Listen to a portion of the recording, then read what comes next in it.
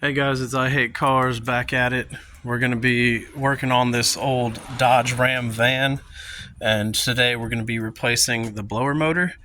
Go ahead and pop your hood, and over here on the left side of the engine bay you have your blower motor right down in here.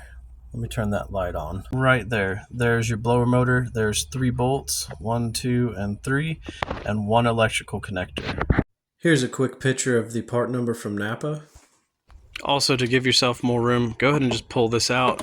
You're just going to squeeze it and pull up, and then simply pull out, and that'll just give you a lot more room to work. Now right there, for the electrical connector, there's the little part holding the harness. You can actually pull that up and get this harness out a little bit easier. So you just lift up on that tab, and now that harness is out, so it's a little bit easier to get to and unplug.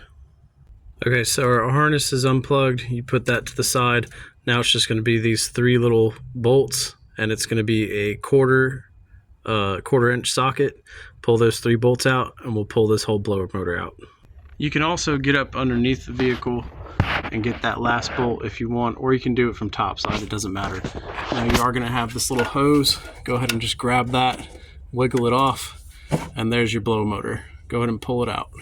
So the blower motor's out, and this is kind of gross, but you got this hair and stuff right here.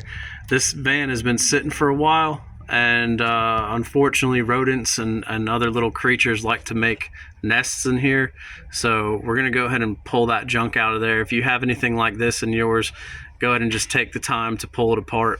I think you can also just take these bolts off and probably take this whole little part off and get to it, but I'm probably just gonna reach in there and get whatever's in there out. All right, there's our old one. Here's our new one. We're just gonna take that little tube, pop it in here, and go ahead and put it back in. Put those 3 bolts in, hook up your tube, electrical connector, and then put it right in there. You're good to go.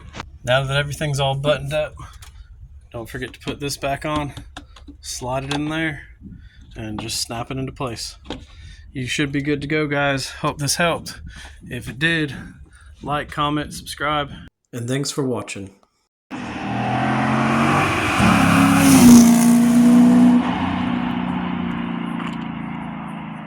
Take care now. Bye-bye then.